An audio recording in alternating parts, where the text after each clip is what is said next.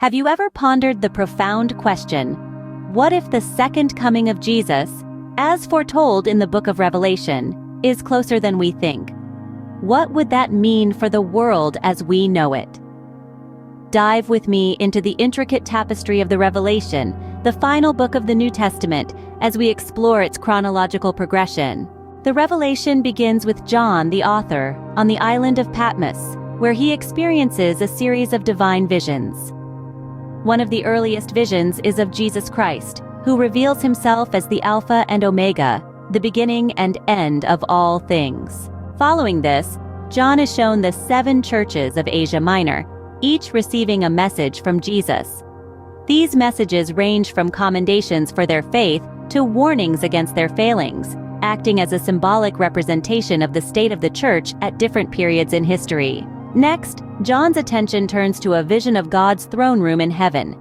Here, he sees a scroll sealed with 7 seals. This scroll is believed to contain the plans for the end of the world.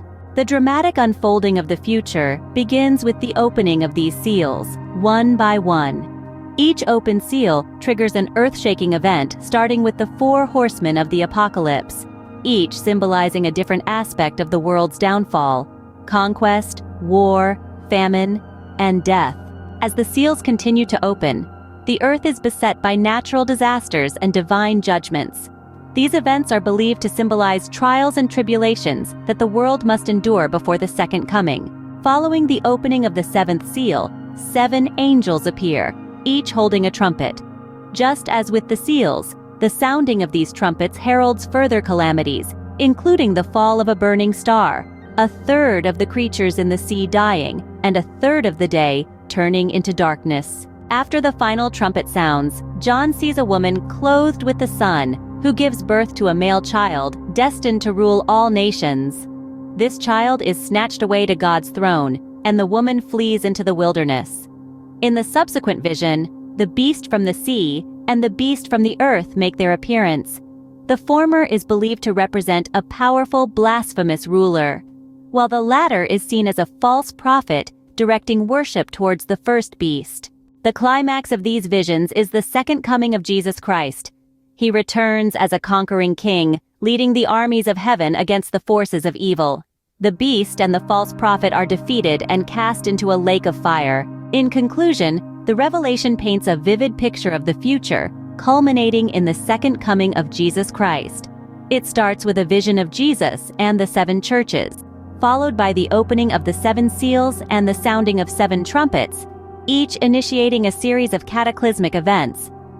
The narrative then introduces the woman clothed with the sun, the beast from the sea, and the beast from the earth, leading up to the triumphant return of Jesus. Remember, this is a symbolic representation, open to interpretation, and meant to inspire contemplation rather than fear.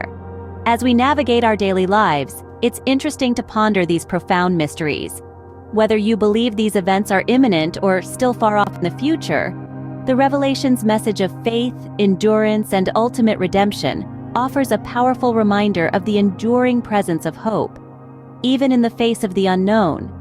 Remember, the Revelation is not just about the end of the world, but also about the promise of a new beginning. So keep your faith strong, your hope alive, and your love ever present. After all, as the Revelation reminds us, in the end, love wins.